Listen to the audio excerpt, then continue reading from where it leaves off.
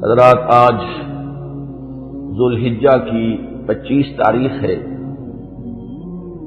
اور ہمارے ہاں کچھ تاریخوں کا جو اختلاف ہے اس کی روح سے ہو سکتا ہے کہ 26 ہو۔ آج سے 1384 برس قبل تقریباً آج کے دن حضرت عمر فاروق رضی اللہ تعالی عنہ پر قاتلانہ حملہ ہوا تھا، اس لیے کہ بعض روایات میں 26 ذی الحجہ کا تعین ہوا ہے اور بعض میں الفاظ یہ آئے ہیں کہ ذوالحجہ کے 4 دن باقی تھے جس دن کے حضرت عمر رضی اللہ تعالی عنہ پر یہ قاتلانہ حملہ ہوا۔ حج سے واپسی کو ابھی چند ہی دن ہوئے تھے اور اسی سفر حج کے دوران حضرت عمر رضی اللہ تعالی عنہ نے ایک موقع پر زمین پر لیٹ کر اور ہاتھ آسمان کی طرف پھیلا کر اللہ سے دعا کی تھی کہ پروردگار، میری ذمہ داریاں بہت بڑھ گئی ہیں، اب میرے اعضاء میں ضعف ہے، میں کمزوری محسوس کر رہا ہوں، رعیت بہت بڑھ گئی ہے جس کی ذمہ داری ہے، تو مجھے تو اپنے پاس بلا لے اور اٹھا لے اس سے پہلے کہ میں اپنی ان ذمہ داریوں کے بارے میں مسئول بن جاؤں اور ان کا حق ادا نہ کر سکوں۔ تو روایات میں آتا ہے کہ اس کے بعد چند ہی دن اس دنیا میں انہوں نے بسر کیے ہیں، اس کے بعد یہ قاتلانہ حملہ ہوا۔ 3 دن آپ زندگی اور موت کی کشمکش میں مبتلا رہے ہیں۔ ابو لولو فیروز ایک مجوسی ایرانی غلام تھا حضرت مغیرہ ابن شعبہ کا رضی اللہ تعالی عنہ۔ حضرت عمر نے خاص قاعدہ بنایا ہوا تھا، غیر مسلموں کے مدینے میں داخلے پر پابندی تھی۔ حضرت مغیرہ ابن شعبہ نے خاص طور پر سفارش کر کے حضرت عمر سے اجازت حاصل کی ابو لولو فیروز کے لیے کہ اسے مدینے میں آ کر کام کرنے کی اجازت دی جائے، اس لیے کہ وہ بہت سے فنون سے واقف ہے۔ حضرت عمر نے اجازت دے دی۔ چند دنوں کے بعد وہ فریادی بن کر حاضر ہوا حضرت عمر رضی اللہ تعالیٰ عنہ کی خدمت میں کہ میرے آقا جو ہیں حضرت مغیرہ ابن شعبہ رضی اللہ تعالی عنہ وہ مجھ سے بہت زیادہ ٹیکس وصول کرتے ہیں، یعنی یہ معاملہ تھا کہ جو غلام ہوتے تھے وہ اپنا کام کرتے تھے لیکن اپنی آمدنی میں سے ایک حصہ وہ اپنے ان آقاؤں کو دیتے تھے کہ جن کی وہ غلامی میں تھے۔ تو حضرت مغیرہ ابن شعبہ نے جو مقدار مقرر کی 2 درہم روزانہ، اس پر اس نے احتجاج کیا کہ یہ بہت زیادہ ہے۔ حضرت عمر رضی اللہ تعالیٰ عنہ نے اس سے سوال کیا کہ تم کیا کیا کام جانتے ہو؟ جب اس نے گنوائے کہ میں یہ کام جانتا ہوں تو حضرت عمر نے فیصلہ کیا کہ پھر یہ 2 درہم روزانہ زیادہ نہیں۔ اس پر وہ بہت غضبناک ہوا۔ حضرت عمر نے بھی اس سے ایک فرمائش کی کہ میرے لیے ایک ایسی چکی بنا دو جو ہوا سے چلتی ہو اور وہ آٹا پیسے۔ تو اس نے اسی غصے میں یہ کہا کہ ہاں، آپ کے لیے تو میں ایسی چکی بناؤں گا جس کی یاد رہتی دنیا تک باقی رہے۔ اس پر حضرت عمر نے جب وہ چلا گیا تو جو لوگ مجلس میں حاضر تھے ان سے آپ نے فرمایا کہ یہ شخص مجھے قتل کی دھمکی دے گیا ہے۔ لیکن نوٹ کیجئے کہ اسلام نے جو نظام دیا ہے نوع انسانی کو، وہ نظام جو محمد الرسول اللہ صلی اللہ علیہ وسلم نے عطا فرمایا، اور جیسا کہ میں نے بارہا عرض کیا ہے کہ اگر اس کو پوری طرح شباب میں دیکھنا ہو، للی ان بلوم جسے کہتے ہیں انگریزی میں، ایک پھول پوری طرح کھل گیا ہو، اگر وہ نظام اس کیفیت میں آپ دیکھنا چاہیں تو وہ در حقیقت خلافت عمر فاروق کا دور ہے رضی اللہ تعالی عنہ۔ وہ تمام خصائص، وہ تمام برکات جو اس نظام میں ہیں، نظام عدل اجتماعی، وہ اپنے نقطۂ عروج پر نظر آتے ہیں حضرت عمر فاروق رضی اللہ تعالی عنہ کے عہد خلافت میں۔ اسی نظام کا ایک پہلو یہ بھی ہے کہ انسان طبعاً آزاد ہے، اس کی آزادی پر کوئی قدغن، کوئی بندش بغیر کسی ثبوت کے نہیں لگائی جا سکتی۔ خود حضور صلی اللہ علیہ وسلم کے زمانے کا ایک واقعہ ہے کہ کسی شخص کو، مدینے کے کسی شخص کو کسی شبہ میں گرفتار کیا گیا۔ حضور خطبہ دے رہے تھے کہ ایک شخص نے کھڑے ہو کر کہا کہ میرے پڑوسی کو کس جرم کی پاداش میں گرفتار کیا گیا۔ حضور نے اعراض فرمایا، اس کی بات کا نوٹس نہیں لیا، دوسری طرف آپ نے رخ کر لیا، وہ ادھر پھر آ گیا، اس نے پھر سوال کیا تو حضور نے فوراً حکم دیا کہ اس کو رہا کر دیا جائے۔ یعنی یہ کہ اگر کوئی ثبوت موجود نہیں ہے تو معلوم ہوا حضور صلی اللہ علیہ وسلم کے اس طرز عمل سے کہ پھر واقعتاً اس کو گرفتار رکھنا، اسیری میں رکھنا، محبوس رکھنا پھر یہ صحیح نہیں ہے، بلکہ اس کو رہا کر دیا جانا چاہیے۔ یہی معاملہ ہمیں نظر آتا ہے اپنی اس آخری تکمیلی شان میں کہ حضرت عمر یقین کے ساتھ یہ بات کہہ رہے کہ یہ شخص مجھے قتل کی دھمکی دے گیا ہے، اور عمر فاروق رضی اللہ تعالی عنہ کوئی عام انسان نہیں ہے۔ 10 برس سے زائد عرصہ ہو چکا ہے کہ اسلام کی چکی جو چل رہی ہے تو اس کے مرکز جو ہے، اس کے جیسے کہ میں نے مثال دی تھی کہ حضرت علی رضی اللہ تعالی عنہ نے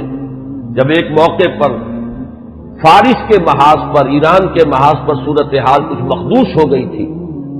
تو حضرت عمر نے یہ ارادہ کیا تھا کہ وہ خود محاذ پر جائیں اور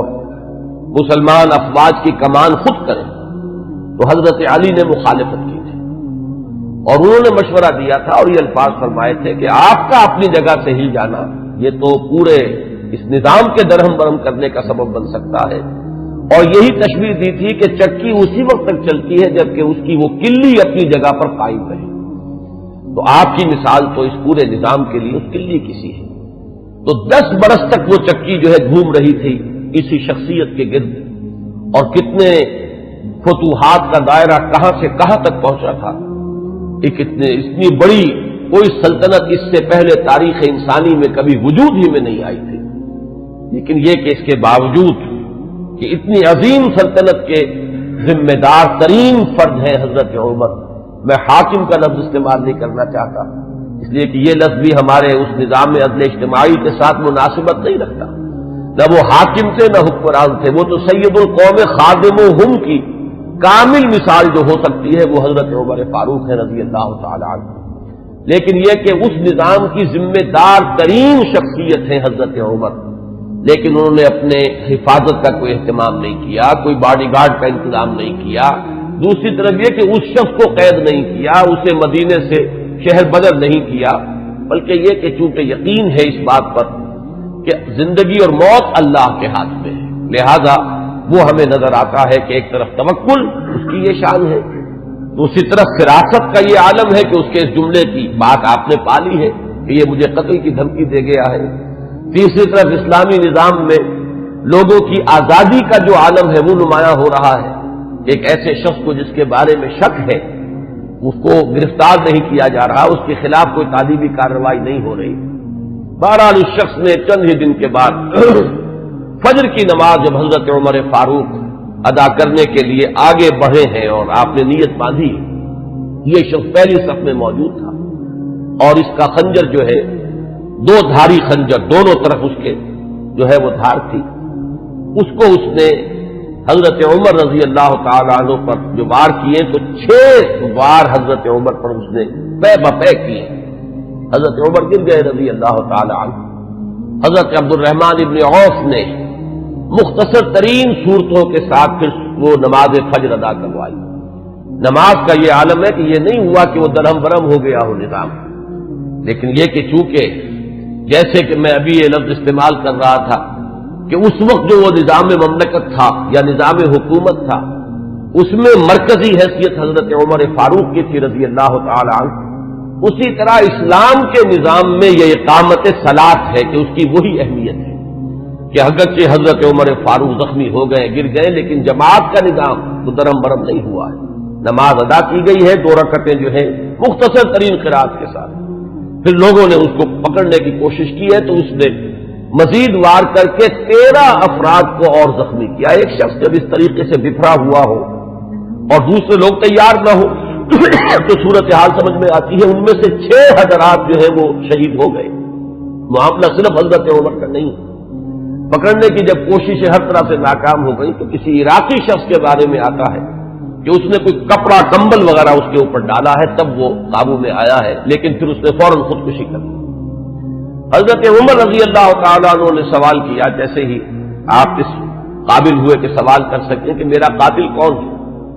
جب بتایا گیا کہ وہی ابو لولو فیروز ہے تو آپ نے اللہ کا شکر ادا کیا کہ اللہ کا شکر ہے کہ میرا قاتل کوئی مسلمان نہیں ہے۔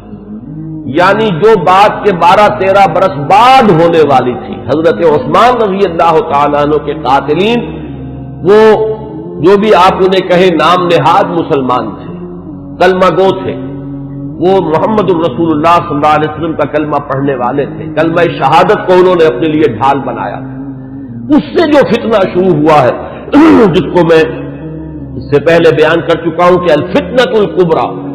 سب سے بڑا فتنہ جو ہے وہ حضرت عثمان رضی اللہ تعالیٰ عنہ کی شہادت سے شروع ہوا ہے۔ اس سے پہلے یہ معاملہ اگرچہ حادثۃ الکبریٰ تو اسے آپ کہہ سکتے ہیں، بہت بڑا حادثہ ہے، لیکن یہ ہے کہ اس سے کسی فتنے کا آغاز نہیں ہوا، بلکہ یہ کہ اس کے بعد بھی وہ چکی اسی طرح چلتی رہی۔ کم و بیش 10 برس ہے حضرت عثمان رضی اللہ تعالیٰ عنہ کے عہد خلافت کے کہ وہ بھی اسی شان کے حامل ہے، وہی یکجہتی ہے، وہی امن و امان ہے، اسی طرح فتوحات کا سلسلہ جاری ہے، انقلاب محمدی علی صاحب الصلاۃ والسلام کا سیلاب جو ہے وہ بڑھ رہا ہے اسی شان سے، جو میں نے بارہا آپ کو سنایا ہے اقبال کا یہ مصرع کہ تھمتا نہ تھا کسی سے سیل رواں ہمارا،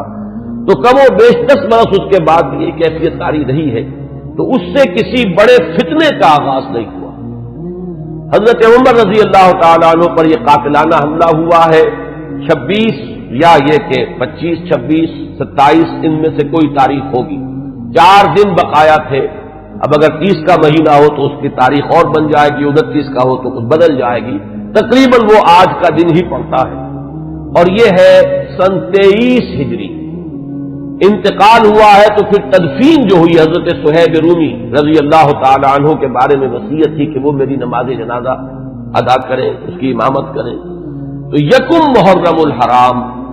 سن 24 ہجری کو تدفین ہوئی ہے۔ تدفین کا یہ واقعہ بھی بڑا اہم ہے، اور آپ سب حضرات کے علم میں ہوگا کہ حضرت عمر نے اپنے صاحبزادے عبداللہ ابن عمر رضی اللہ تعالی عنہما کو بھیجا حضرت عائشہ کی خدمت میں کہ میری بڑی خواہش ہے کہ آپ کے حجرے میں میں دفن ہو جاؤں جہاں محمد الرسول اللہ صلی اللہ علیہ وسلم اور حضرت ابوبکر صدیق رضی اللہ تعالی عنہ مدفون تھے۔ حضرت عائشہ نے فرمایا، اور اس سے جو مقام ان کی نگاہ میں تھا حضرت عمر کا وہ بھی ظاہر ہوتا ہے کہ کس طرح انہوں نے اثار کیا ہے، کس قدر ان کے لیے یہ مرحلہ کٹھن ہوگا فیصلے کا کہ اس حجرے میں صرف ایک قبر کی جگہ اور تھی۔ حضرت عائشہ نے فرمایا ام المومنین رضی اللہ تعالی عنہا کہ یہ جگہ میں نے اپنے لیے مخصوص کی ہوئی تھی، میں چاہتی تھی کہ میں خود یہاں دفن ہوں، اور اس میں کوئی حرج نہیں تھا، اس لیے کہ حضور دفن تھے وہاں، وہ آپ کے شوہر تھے، حضرت ابوبکر دفن تھے، وہ ان کے والد تھے، لیکن میں عمر کو اپنی ذات پر ترجیح دیتی ہوں، لہذا میں اجازت دیتی ہوں کہ حضرت عمر کو وہاں دفن کر دیا جائے۔ جب حضرت عمر کے پاس واپس آئے حضرت عبداللہ ابن عمر اور آپ نے پوچھا ہے کہ کیا جواب لائے، اور جواب دیا گیا کہ اجازت ہو گئی ہے، تو فرمایا کہ یہ آخری آرزو تھی زندگی کی، اللہ کا شکر ہے کہ وہ پوری ہو گئی۔ یہ جو حادثہ فاجعہ ہے، جہاں تک اس کے تاریخی پس منظر کا تعلق ہے وہ میں نے بارہا بیان کیا ہے، اور وہ در حقیقت سمجھ میں آتا ہے فلسفہ انقلاب کی روشنی میں۔ اگر فلسفہ انقلاب سامنے ہو تو یہ تمام واقعات جو ہے آئسولیٹڈ ایونٹس کی حیثیت سے پھر سامنے نہیں آتے، علیحدہ علیحدہ واقعات اور حوادث نہیں ہے، بلکہ یہ کہ ان کے مابین ایک ربط جو ہے وہ سامنے آ جاتا ہے۔ یہی فرق ہے تاریخ اور فلسفہ تاریخ میں۔ تاریخ اپنی جگہ ایک شعبہ علم ہے، اور فلسفہ تاریخ اپنی جگہ ایک مستقل فن ہے۔ تاریخ میں واقعات جو ہے وہ پیش نظر ہوتے ہیں، اور فلسفہ تاریخ جو ہے وہ ان واقعات کا پس منظر، ان کے اسباب و علل، ان کے عواقب و نتائج، پھر ان کے مابین ربط اور تعلق جو ہے وہ ان کو تلاش کرتا ہے۔ ظاہر بات ہے کہ اس دنیا میں جو حوادث رونما ہوتے ہیں، جو واقعات ہیں، کوئی نہ کوئی ان کے اسباب کا سلسلہ ہوتا ہے، کہ جیسے آپ کو معلوم ہے کہ فساد خون ہے تو پھوڑا کہیں ادھر نکل آیا، کہیں ادھر نکل آیا، کہیں ٹانگ پہ نکل آیا، کہیں بازو پر نکل آیا، تو وہ علیحدہ علیحدہ پھوڑے نظر آتے ہیں، لیکن یہ کہ ایک طبیب جانتا ہے کہ در حقیقت یہ ایک ہی مرض ہے جس کا کہ یہ ظہور ہو رہا ہے، سبب ایک ہے، یہ سلسلہ اندر جو ہے جڑا ہوا ہے۔ تو فلسفہ انقلاب کے حوالے سے جو باتیں میں بارہا عرض کر چکا ہوں، میرا اصل میں آج کا اصل موضوع وہ نہیں ہے۔ میں آج تو تذکار فاروقی رضی اللہ تعالی عنہ، حضرت عمر کی سیرت کے بعض پہلو اور ان کی عظمت کا کچھ بیان کرنا چاہتا ہوں، اور اس کے لیے بھی آج کی میری تقریر جو ہے بالکل مختلف ہوگی کہ میں باضابطہ یہ کتاب لے کر آیا ہوں تاریخ الخلفاء سیوطی کی رحمہ اللہ،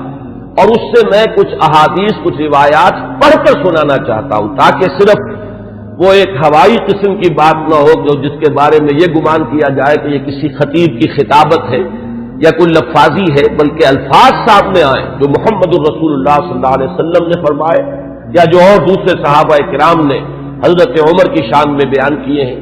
تو میں باضابطہ آج وہ عبارتیں آپ کو پڑھ کر سناؤں گا،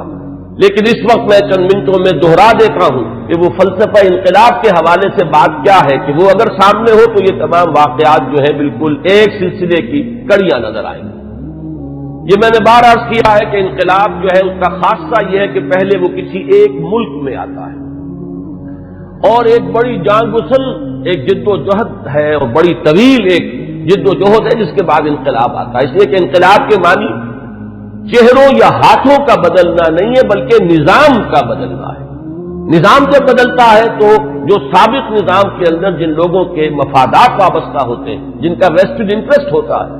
وہ کبھی یہ برداشت نہیں کرتے ایک طبقے کی حیثیت سے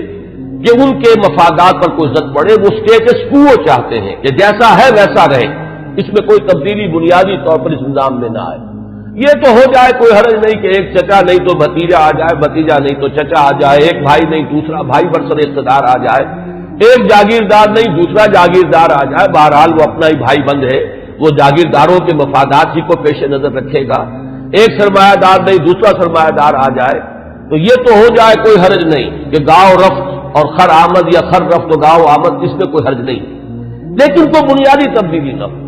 انقلاب بنیادی طور پر نظام کو بدلتا ہے، لہذا بڑی زبردست جد و جہد اور کشمکش کے بعد یہ انقلاب دنیا میں آتا ہے۔ اس کے 6 مراحل میں نے بارہا بیان کیے۔ آخری چیز جو ہوتی ہے وہ یہ ہے کہ جب مخالف انقلاب قوتیں یہ دیکھتی ہیں کہ اب ہمارا بس نہیں چل رہا، یہ انقلاب تو اب جیسے آپ آج کل ایک الفاظ عوامی نعرے کے طور پر سنتے ہیں کہ آوے ہی آوے، کہ اب تو نظر آ رہا ہے کہ انقلاب تو آئے گا، اس کا کوئی راستہ روکنے والا نہیں ہے، تو آخری حربہ ان کا یہ ہوتا ہے کہ اس وقت وہ کونوں کھجروں میں دبک جاتے ہیں اور منتظر رہتے ہیں کہ پھر کبھی کوئی موقع آئے، کوئی بہت ہی مناسب موقع، کوئی اپارچن مومنٹ کہ اس پر پھر ہم ضرب کاری دوبارہ لگائیں، اس وقت دبک جاؤ، اس وقت جو ہے اپنے سر نیچے کرو۔ اس کو کہتے ہیں کاؤنٹر ریولیوشنری موومنٹ۔ تو حضور صلی اللہ علیہ وسلم کی 20 سالہ جد و جہد کے نتیجے میں جب کہ عرب میں انقلاب کی تکمیل ہو گئی تو مخالف انقلاب قوتوں نے بھی اس وقت جو ہے گردن جھکا دی۔ وہ منتظر تھے کہ پھر کوئی موقع آئے تو ہم کھڑے ہو جائیں اور پھر اس انقلاب کو ناکام کریں۔ یہ در حقیقت ہوا ہے پھر خلافت ابوبکر صدیق رضی اللہ تعالیٰ عنہ کے زمانے میں۔ حضور کا انتقال ہوا، مسلمانوں کے دل زخمی تھے، مسلمانوں کا مورال ظاہر بات ہے، اس کا آپ تصور کیجئے کتنا جو ہے اس وقت مجروح ہو چکا تھا۔ اس وقت پھر یہ قوتیں ابھری ہیں، ایک طرف تو نئے مدعیان نبوت کھڑے ہو گئے اسلام کی بیخنی کے لیے، دوسری طرف زکوٰۃ کے مانعین منکرین زکوٰۃ۔ منکرین زکوٰۃ کا مطلب یہ نہیں ہے کہ انہوں نے زکوٰۃ کا انکار کیا تھا، صرف یہ کہتے تھے کہ ہم حکومت کو ادا نہیں کریں گے، اپنے طور پر کریں گے۔ یہ دو قوتیں جو ابھری ہیں دونوں کی دونوں اندرون ملک عرب سے ابھری ہیں، کوئی باہر کی قوت اس میں نہیں تھی بلکہ اندرون ملک عرب، کیونکہ ابھی تک انقلاب کی تکمیل بھی تو عرب ہی کی حد تک ہوئی تھی، تو جو مخالف انقلاب قوتیں وہ بھی وہیں سے ابھری۔ حضرت ابوبکر صدیق رضی اللہ تعالیٰ عنہ کے مناقب کا یہ بہت اہم باب ہے کہ ایک آئرن ول کے ساتھ، ایک آہنی عظیمت کے ساتھ،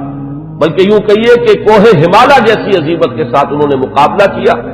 اور ان تمام مخالف انقلاب تحریکوں کو اور قوتوں کو کچل کر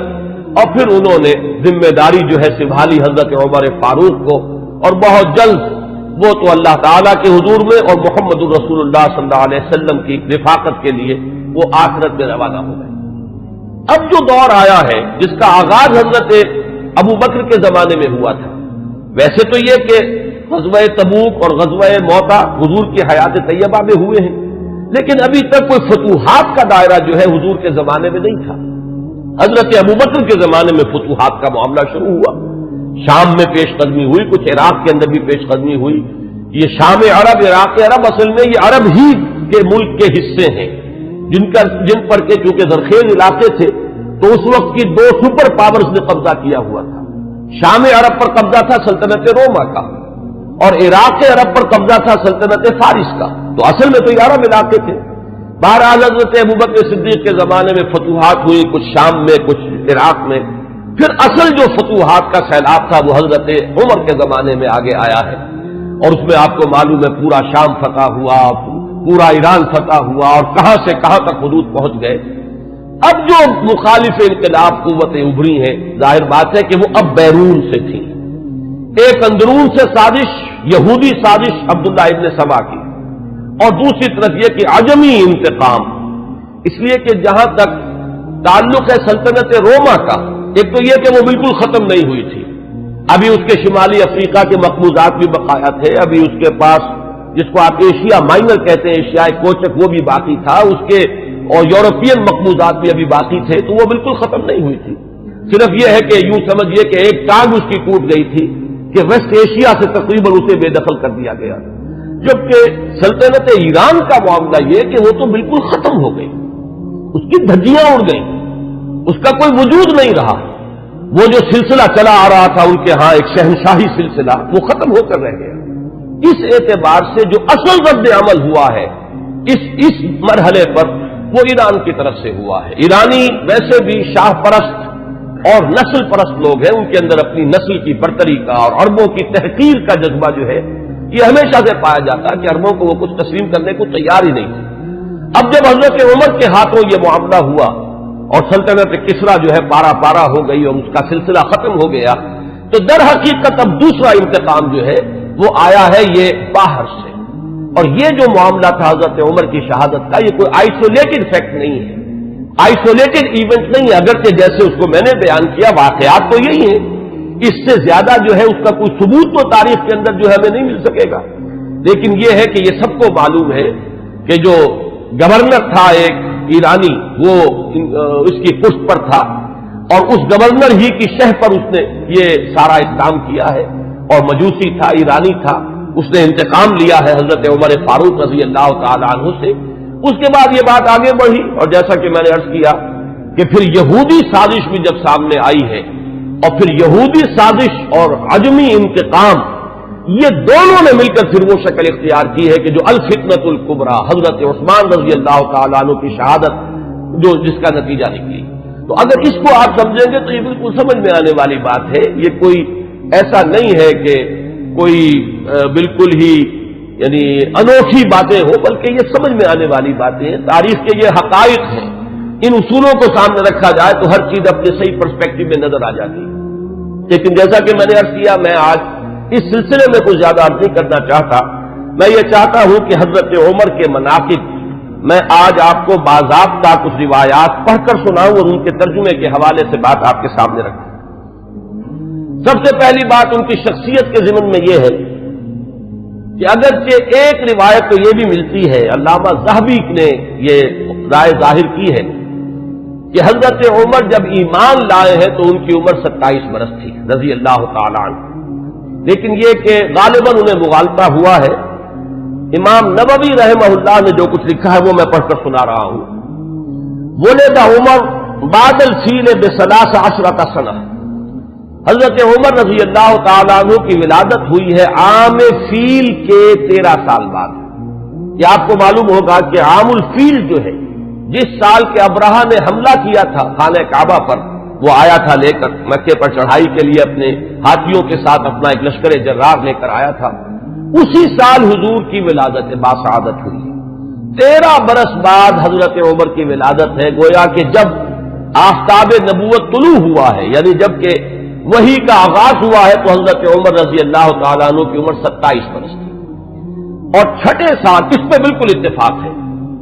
کہ چھٹے سال نبوت میں یعنی جبکہ حضور صلی اللہ علیہ وسلم کو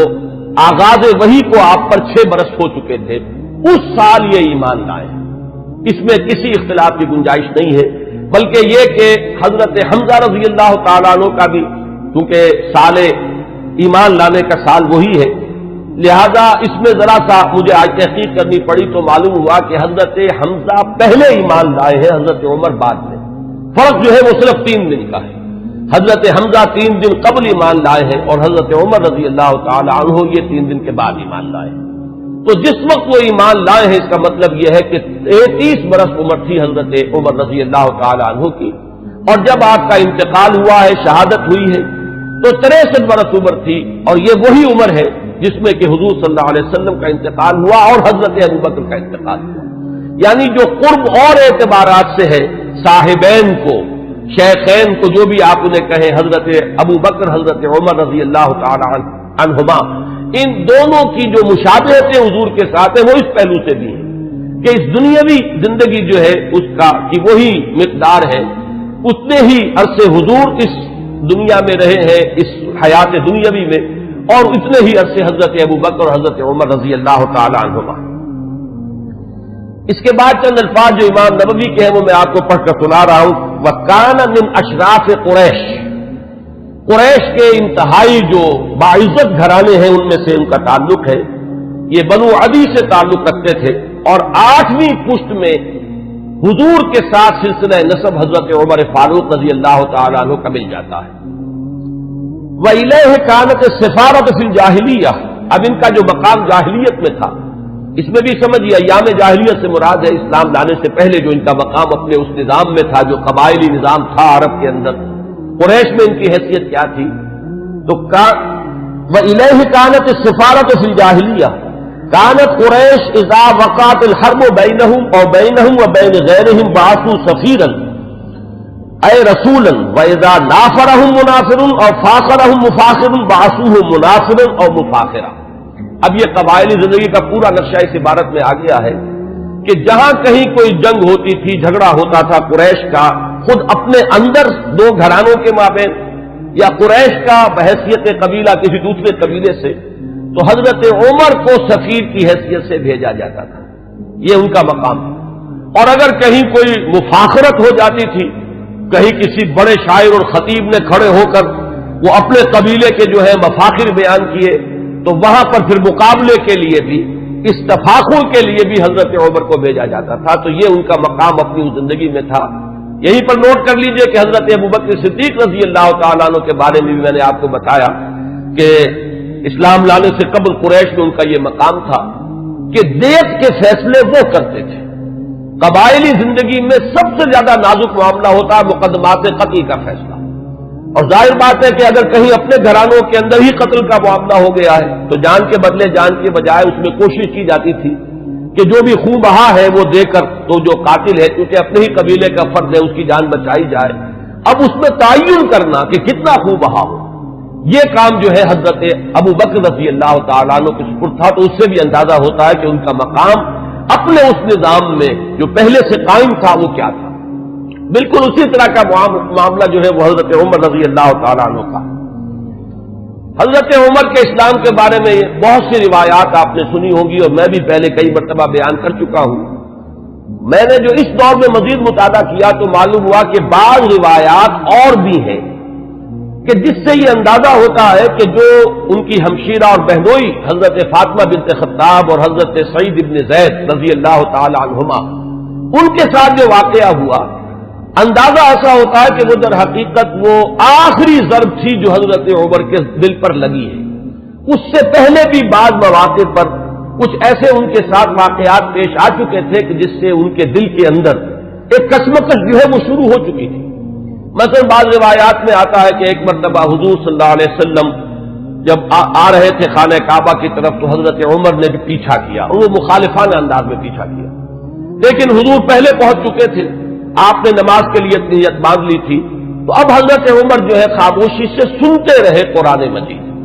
اور اس کا ان کے دل پر ایک اثر ہوا۔ انہوں نے اپنے دل میں کہا کہ یہ شخص بہت بڑا شاعر ہے، واقعہ یہ کہ یہ کلام جو یہ پڑھ رہا ہے اس وقت یہ تو بہت ہی اعلیٰ کلام ہے، بہت اونچا کلام ہے۔ تو معلوم یہ ہوا کہ کہیں نہ کہیں وہ جو ہے بیج وہ پڑ رہا تھا۔ اسی طرح ایک رات کے وقت ایسا ہوا ہے کہ حضرت عمر کی کسی ہمشیرہ کو وہ ولادت کا مرحلہ درپیش تھا، تو کسی دائی وغیرہ کی تلاش کے لیے وہ نکلے ہیں رات کو۔ اس وقت انہوں نے دیکھا کہ حضور اور آپ کے ساتھ چند اور لوگ ہیں جو کھڑے ہیں اور نماز پڑھ رہے ہیں، تو خانہ کعبہ کے پردوں میں چھپ کر آپ نے پھر حضرت عمر نے اس وقت وہ سنا کہ یہ کیا پڑھ رہے ہیں، اور اس سے بھی ان کا کہنا یہ ہے کہ میرے دل کے اندر ایک کشمکش شروع ہو چکی تھی۔ یہ بات جو ہے نفسیاتی اعتبار سے سمجھ میں آتی ہے۔ بسا اوقات ایسا ہوتا ہے کہ ایک شخص کے اوپر ایک کسی حقیقت کا انکشاف ہو رہا ہے تدریجاً، لیکن ابھی وہ جو پچھلی عصبیتیں ہیں، اپنے آبائی عقائد یا اپنے آبائی دین کے ساتھ جو ایک جذباتی تعلق ہے، وہ ابھی اتنا مضبوط ہے کہ ریزسٹ کر رہا ہے، اندر ہی اندر وہ کشمکش جو ہے وہ جاری ہے۔ لیکن ان روایات سے یہ معلوم ہوتا ہے کہ وہ واحد واقعہ نہیں ہے جو اس وقت ہوا، بلکہ یہ کشمکش ہو رہی تھی۔ وہ آخری بات جو ہے جسے میں تشبیہ کہا کرتا ہوں کہ غبارے کو پھاڑنے والی چیز جو ہے وہ تو وہی واقعہ کہ جو حضرت فاطمہ کے ساتھ یعنی ان کے ہمشیرہ کے ساتھ پیش آیا ہے، ان کے اور ان کے بہنوئی اور بہن کے مابین، کہ حضرت عمر تو نکلے تھے فیصلہ کر کے کہ بس اب تلوار ننگی لے کر کہ حضور کا میں خاتمہ کر کے گھر واپس آؤں گا اور جو ہونا ہے ہو لے، لیکن یہ کہ یہ جو کلکل ہو رہی ہے اور یہ جھگڑا جو قریش کے اندر ہو گیا ہے، گھر گھر جو ہے فساد ہے، باپ بیٹے سے جدا ہو رہا ہے، بھائی بھائی سے کٹ گیا ہے، بیوی شوہر سے علیحدہ ہو رہی ہے، تو یہ فساد ہم کب تک برداشت کریں گے؟ تو جو اس فساد کا سبب ہے اس کو ختم کر دیا جائے، پھر دیکھا جائے گا جو ہوگا۔ یہ جو میں کہہ رہا ہوں جو دیکھا جائے گا جو ہوگا، اس میں بھی جب تک قبائلی پس منظر سامنے نہ ہو یہ بات سمجھ میں نہیں آئے گی کہ جو چیز انہیں روک نہیں تھی حضور کے خلاف اقدام کرنے پر قریش کو، کفار قریش کو، وہ یہی بات تھی کہ حضور کا جو گھرانہ ہے بنی ہاشم وہ حضور کے پشت پر تھا، اور قبائلی زندگی میں یہ ہوتا ہے کہ اب عقیدہ جو ہے بہرحال بنو ہاشم کے فرد ہے اور خاندان کی حمایت حاصل ہے۔ اگر حضور کے خلاف کوئی اقدام کرتے تو بنو ہاشم ان کی مدافعت میں اور ان کے ساتھ جو ہے میدان میں آ جائیں گے۔ نتیجہ یہ نکلے گا کہ قریش کے دو گھرانے آپس میں ٹکرا جائیں گے، یا قریش کے مابین جو ہے ان کے اپنے اندر جو ہے ایک کشمکش شروع ہو جائے گی، اور یہ چیز جو ہے جیسے کہ ایک عام محاورہ بھی ہے کہ house divided amongst itself can not stand, تو ہمیں جو مقام حاصل ہے پورے عرب میں، جو سیادت اور قیادت اور چودراہٹ ہماری چل رہی ہے، اگر ہم آپس میں لڑ پڑے تو پھر وہ ہماری قیادت اور سیادت جو ہے چودراہٹ وہ ختم ہو جائے گی۔ یہ روک تھا قریش، جو کفار قریش ہیں ان کے راستے میں یہ رکاوٹ تھی کہ حضور کے خلاف کوئی اقدام نہیں کر رہے۔ بالآخر حضرت عمر نے طے کیا اب جو ہو سو ہو، اب تو میں یہ کام کر کے رہوں گا۔ اس وقت وہ چلے ہیں، لیکن یہ کہ درمیان میں بعض روایات میں نام آتا حضرت حذیفہ رضی اللہ تعالی عنہ، اور غالباً یہ ابو سفیان کے بیٹے ہیں جو ایمان لا چکے تھے۔ حضرت عمر کو معلوم نہیں تھا، انہوں نے جب دیکھا کہ تیور جو ہے بہت ہی اس وقت عمر کے بدلے ہوئے ہیں، پوچھا کیا معاملہ ہے؟ کہ میں جا رہا ہوں کہ آج تو بس فیصلہ چکا کے آؤں گا اور محمد کو میں قتل کر دوں گا صلی اللہ علیہ وسلم۔ انہوں نے بڑی حکمت سے کام لے کر رخ موڑ دیا کہ تم پہلے اپنے گھر کی خبر تو لو، تمہاری بہن اور تمہارے بہنوں ہی مان لا چکے۔ اب جو جلال کا عالم ہوا ہوگا عمر کا رضی اللہ تعالیٰ عنہ، اس کا آپ اندازہ کیجئے، جس قدر غضبناک ہو کر وہ گئے ہیں، اور دروازہ جو ہے وہ دھڑدھڑایا تو وہ اندر اس وقت جو ہے حضرت خباب بن الارت آئے ہوئے تھے رضی اللہ تعالیٰ عنہ، اور وہ انہیں سورہ طٰہٰ ابھی نازل ہوئی تھی، تو میاں بیوی جو ہے حضرت سعید بن زید اور فاطمہ بنت خطاب جو ان کی زوجہ ہے حضرت سعید کی، انہیں وہ سورہ طٰہٰ پڑھا رہے تھے۔ تو اسی میں یہ پہنچ گیا، اندازہ ہو گیا عمر ہے، تو انہوں نے چھپایا حضرت خباب کو تو کہ ان کے تو آتے ہی شاید تھر ہی قلم کر دے، میں تو پھر بھی بہن ہوں، اور یہ شوہر جو ہے نہ صرف یہ کہ بہنوئی ہے بلکہ چچا زاد بھائی ہے، اس لیے کہ حضرت عمر کے والد خطاب اور دادا نفیل ہی کے بیٹے تھے حضرت زید۔ میں حضرت اس لیے کہہ رہا ہوں اگرچہ وہ حضور پر وحی کے آغاز سے پہلے جو ہے ان کا انتقال ہو گیا، لیکن موحد کامل تھے وہ، اور ان کے بیٹے حضرت سعید، تو یہ چچا زاد بھائی ہیں آپس میں، تو چچا زاد بھائی بھی ہے بہنوئی بھی ہے، تو کچھ نہ کچھ پاس تو کرے گا۔ لیکن یہ کہ خباب بن الارت رضی اللہ تعالیٰ عنہ اس کا تو جو ہے سر قلم کر دیتے حضرت عمر، لیکن یہ کہ بہرحال اس کے بعد جو واقعہ وہ آپ نے اکثر نے سنا ہوگا، مارنا شروع کیا، بہنوئی کو مارا، لہو لہان کر دیا، بہن آئی ہے درمیان میں، اس کے ایک تھپڑ زور کا مارا ہے کہ پورا چہرہ جو ہے وہ خون سے آلودہ ہو گیا۔ اس حالت میں انہوں نے پھر جو ایک عزیمت کا اظہار کیا کہ کہ عمر چاہے تم ہمیں جان سے مار دو، لیکن یہ کہ اب یہ دین جو ہم نے اختیار کیا ہے، جس حق کا دامن ہم نے تھاما ہے، اب ہم اسے اپنے ہاتھ سے دینے کے لیے تیار نہیں۔ اس وقت اصل میں وہ آخری ضرب جس کو میں کہتا ہوں، وہ آخری ضرب اس وقت لگی ہے حضرت عمر کے دل پر، اور انہوں نے پھر یہ پوچھا کہ کیا پڑھ رہے تھے، مجھے بتاؤ تم وہ کلام کون سا ہے۔ اب حضرت فاطمہ کی جرأت دیکھیے رضی اللہ تعالی عنہ، ان کا کہ نہیں تم نجس ہو، مشرک ہو، پہلے تم پاک ہو تب لا یمسہ الا المطہرون۔ ان روایات میں یہ الفاظ آئے ہیں کہ استدلال کیا ہے اسی آیت سے حضرت فاطمہ نے کہ یہ کلام وہ کلام ہے سورہ واقعہ میں جو آیات آئی ہیں کہ انہ لقرآن کریم فی کتاب مکنون لا یمسہ الا المطہرون، اسے ہاتھ نہیں لگا سکتے۔ تو وہ صحیفے تھے اور آگ سے تھے کچھ جن پر لکھی ہوئی تھی سورہ طٰہٰ، انہوں نے غسل کیا اور پھر وہ جیسے جیسے پڑھتے گئے معلوم ہوا کہ وہ حجابات جو رہے سہے تھے وہ بھی اترتے چلے گئے، تانا بانا جو ہے دل دھلتا چلا گیا، اور وہ پھر اس کے بعد حاضر ہوئے ہیں تو دروازے پر بیت ارقم میں جہاں حضور اس وقت مقیم تھے، دروازے پر حضرت حمزہ کا نام بھی آتا ہے کہ حضرت حمزہ بھی وہاں پہرے پر تھے جبکہ حضرت عمر پہنچے ہیں، لیکن یہ کہ پھر وہ ایمان لائے۔ تو یہ واقعہ جو ہے اور حضرت عمر کے مزاج کے بارے میں، یہ صدیقین اور شہداء اور ان کے خاص مزاج، یہ میں تفصیلاً پہلے بیان کر چکا ہوں، اس لیے اسے نہیں دہرا رہا۔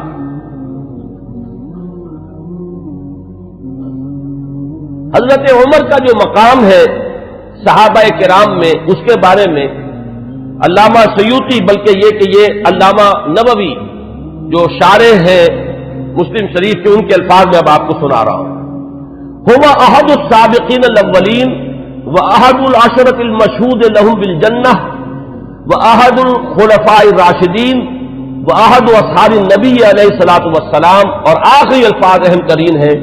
واحد کبار علماء الصحابۃ وزہادہم۔ باقی چیزیں تو آپ کے علم میں ہیں، سابقون الاولون میں سے ہیں۔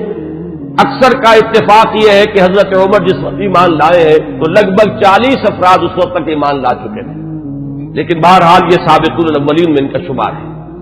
پھر یہ کہ 10 جن کے بارے میں کہ حضور نے صراحت کے ساتھ جنت کی بشارت دی ہے اس دنیا ہی میں، جنہیں ہم کہتے ہیں عشرہ مبشرہ، ان میں سے ایک ہے۔ پھر خلفائے راشدین میں ان کا شمار ہے بالاتفاق۔ اب اہل تشیع کا معاملہ میں اسے خارج کر رہا ہوں، لیکن یہ کہ اہل سنت کے نزدیک۔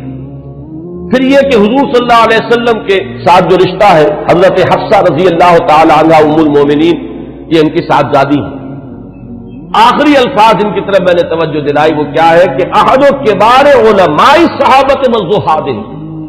دونوں اعتبارات سے کہ وہ صحابہ کرام میں جو مختلف اوصاف کے اعتبار سے تقسیم کی جاتی ہے، مثلا بعض فقہائے صحابہ، علماء صحابہ، وہ صحابہ کے جن کو علم سے، تفقہ سے، قرآن اور سنت کے گہرے فہم سے خصوصی مناسبت تھی، تو حضرت عمر رضی اللہ تعالی عنہ کا شمار بھی انہی میں سے۔ اور زہادہم، سب سے زیادہ جو زاہد، زہد میں جن کا کہ یوں سمجھیے کہ آخری درجہ ہے، انتہائی سادگی سے زندگی بسر کرنا اور پیون لگے ہوئے کپڑے پہننا۔ حضور صلی اللہ علیہ وسلم کا نقشہ جو ہے،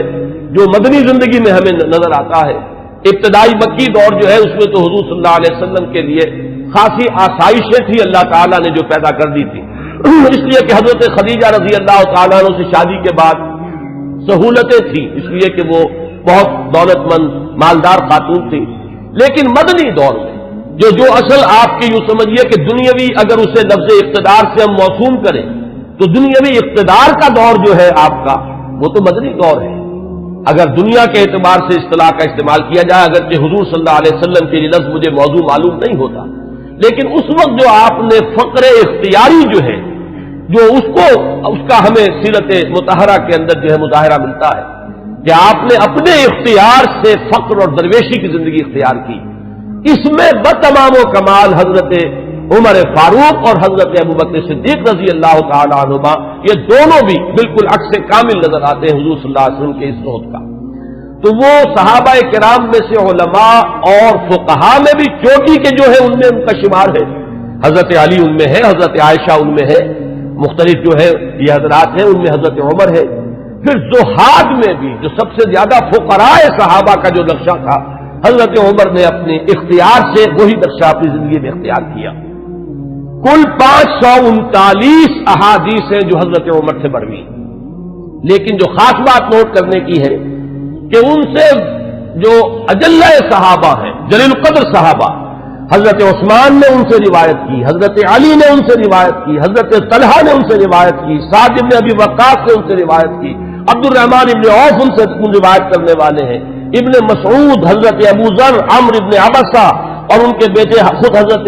عمر کے صاحبزادے عبداللہ، ابن عباس، ابن زبیر، انس، ابو ہریرہ اور عمرو بن العاص، ابو موسیٰ اشعری، یہ صحابہ کرام ہیں جنہوں نے حضرت عمر سے روایت کی۔ بات سمجھ لیجئے کہ ظاہر بات ہے کہ حضور کی صحبت میں ہر وقت تمام صحابہ تو نہیں رہتے تھے۔ اب ایک وقت میں حضرت عمر ہے اور حضرت عمر نے حضور سے کوئی بات سنی ہے، باقی صحابہ اس وقت موجود نہیں ہے، تو صحابہ بھی ایک دوسرے سے روایت کرتے ہیں۔ یہ نہیں ہے کہ صحابی سے صرف تابعی روایت کرے گا،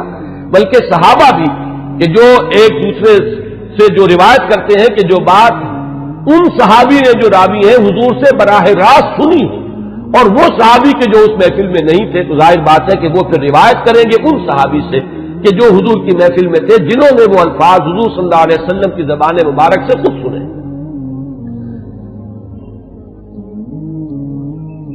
دو روایات اب میں آپ کو سنا رہا ہوں حضرت عمر کے اسلام کے ضمن میں جو حضور کی دعا منقول ہے۔ ایک دعا جو ہے اس میں مشہور ہے، عام طور پر حضرت عمر کے موضوع پر، سیرت کے موضوع پر جو تقریریں آپ نے سنی ہوں گی ان میں آپ کی سننے میں آئی ہوگی، ایک دوسری ہے وہ بھی میں چاہتا ہوں کہ آج آپ سن لیں۔ پہلی روایت امام ترمذی رحمۃ اللہ علیہ لائے ہے اور اس کے راوی حضرت عبداللہ ابن عمر ہے رضی اللہ تعالی عنہما، ان النبی علیہ الصلوۃ والسلام قال، حضور صلی اللہ علیہ وسلم نے فرمایا، اللہم اعز الاسلام باحب هذین الرجلین الیک، بعمر بن الخطاب او بابی جہل بن ہشام۔ اور اسی روایت کو طبرانی نے حضرت ابن مسعود اور حضرت انس رضی اللہ تعالی عنہما سے روایت کیا۔ گویا کہ یہ تین روایتیں ہیں، لیکن یہ کہ سند کے اعتبار سے جو امام ترمذی کی روایت ہے وہ چونکہ اونچی ہے لہذا متن اس کا دیا ہے، باقی یہ روایت جو ہے طبرانی لائے ہے حضرت عبداللہ ابن مسعود سے اور حضرت انس سے رضی اللہ تعالی عنہما کہ اے اللہ ان دو اشخاص میں سے جو تجھے محبوب ہو اس کے اسلام کے ذریعے سے اسلام کو عزت عطا فرما۔ کون ہے وہ دو اشخاص؟ حضرت عمر رضی اللہ تعالی عنہ، عمر بن الخطاب اور عمرو ابن ہشام۔ ابو جہل اس کی اصل میں کنیت ہے، نام اس کا عمرو تھا،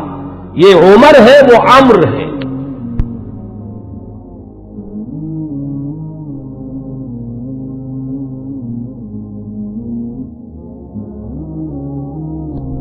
عمرو ابن العاص،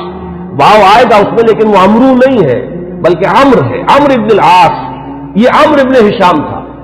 میں اس سے پہلے بیان کر چکا ہوں کہ حضور نے ان دونوں کو کیوں سامنے رکھا، یہ ذہن میں رکھیے، اس کو میں اس وقت یہاں بیان نہیں کروں گا کہ شخصی اوصاف کے اعتبار سے شجاعت، بہادری، جس چیز کو تسلیم کر لے پھر اس کے لیے گردن کٹوانے کے لیے تیار ہو جانا۔ ایک وہ لوگ ہوتے ہیں جو حقیقت کو تسلیم بھی کر لیتے ہیں لیکن یہ کہ پھر بھی وہ آگے نہیں بڑھتے، پیچھے ہی رہتے ہیں، بچ بچ کر چلتے ہیں اور وہ اپنا دامن جو ہے بچا کر جو ہے کسی چیز کا ساتھ بھی دیتے ہیں تو تحفظات کے ساتھ دیتے ہیں۔ ایک وہ لوگ ہوتے ہیں جو بات قبول کر لے پھر ہر کے بعد آباد، اب گردن بھی کٹوا دیں گے، جان دے دیں گے۔ ان اعتبارات سے مشابہت ہے حضرت عمر کی شخصیت میں اور ابو جہل کی شخصیت میں۔ اس نے بھی گردن کٹوا دی بالفعل اپنے اس دین باطل کے لیے، اور اس کی جو وہ کیفیت ہے وہ بارہا میرے بیان میں آپ سن چکے ہیں کہ جب گردن کاٹی جا رہی تھی تب بھی اس نے یہ کہا تھا کہ میری ذرا نیچے سے گردن کاٹنا تاکہ جب اس کو اب تم رکھو چڑھاؤ کسی نیزے کے اوپر تو اونچی نظر آئے، معلوم ہو کسی سردار کی گردن۔ تو یہ مزاج حضرت عمر کا بھی اسلام لانے سے پہلے مزاج یہی تھا، پہلوان آدمی تھے تو کاش کے میلوں میں شہزوری کا مظاہرہ کیا کرتے تھے، کشتیاں کیا کرتے تھے۔ اور یہ امتزاج جو حضرت علی رضی اللہ تعالیٰ عنہ میں ہمیں نظر آتا ہے کہ وہ شجاع بھی تھے اور بہت بڑے عالم بھی تھے، یہی امتزاج حضرت عمر کی شخصیت میں، انتہائی شجاع، بہادر، میدان کے مرد، کشتیاں لڑنے والے، مقابلہ کرنے والے، اور پھر یہ کہ بہت بڑے ماہر انصاب، یہ بہت بڑا علم تھا اس وقت، بہت بڑے ناقد اور جو اشعار کے محاسن ہیں ان کو پرکھنے والے، اس کے بارے میں رائے دینے والے، اور فقہا میں تو پھر جو ان کا مقام ہے وہ آپ کو معلوم ہی ہے کہ یہ صلاحیتیں بھی تمام و کمال کہ علمی اور ذہنی صلاحیتیں بھی، اور پھر عملی جو ہے معاملہ وہ تو ازل من الشمس ہے. تو اس اعتبار سے ابو جہل ایک پہلو سے مشابہ تھا اگر وہ بھی ایمان لے آتا. اور سورہ علق جو ہے قرآن مجید کے 30ویں پارے میں جس میں شروع میں 5 آیتیں وہ ہے کہ جو تقریباً اجماع ہے کہ وہ اولین وہی ہے جو حضور پر ہوئی ہے، اس میں جس شخص کا ذکر ہے وہ یہی ابو جہل ہے کہ اگر یہ شخص ایمان لے آتا تو کیا ہوتا. ارأیت ان کذب وتولی الم یعلم بان اللہ یری. یہ شخص جو ہے جو حضور صلی اللہ علیہ وسلم کی مخالفت میں کمر بستہ ہے، اگر یہی شخص کہیں اسلام لے آتا تو واقعہ یہ کہ وہ عمر ثانی ہوتا، پھر حضرت عمر رضی اللہ تعالیٰ عنہ کے انداز کی اس کی شخصیت بھی ہوتی. تو یہ روایت جو ہے یہ تو بارہا آپ نے سنی ہوگی. اب ایک اور روایت میں آپ کو سنا رہا ہوں. اس کو امام حاکم نے حضرت عبداللہ ابن عباس رضی اللہ تعالیٰ عنہما سے روایت کیا ہے، اور اس کو امام طبرانی بھی لائے ہیں. اپنی اوسط میں تو وہ لائے ہیں حضرت ابو بکر سے روایت کر کے، اور اپنی کبیر جو ہے معجم الکبیر اس میں یہ حدیث ثوبان کی حیثیت سے آئی ہے. اس کے الفاظ سنیے. عن ابن عباس رضی اللہ تعالی عنہما ان النبی صلی اللہ علیہ وسلم قال اللہم اعز الاسلام بعمر بن الخطاب خاصتا. اس روایت میں ابو جہل کا نام نہیں ہے، بلکہ خاص طور پر گویا کہ حضرت عمر ہی کے لیے حضور صلی اللہ علیہ وسلم دعا فرمائی اور اللہ تعالیٰ نے قبول فرمائی. اسی لیے ہمارے ہاں علماء حضرت عمر کے لیے لفظ استعمال کیا کرتے مراد رسول، کہ جن کے لیے خاص طور پر حضور صلی اللہ علیہ وسلم نے دعا کی ہے اور اللہ تعالیٰ نے آپ کی دعا کو شرف قبول عطا فرمایا ہے اور حضرت عمر بن الخطاب کو ایمان کی توفیق عطا فرمائی ہے. اب میں آپ کو کچھ تو وہ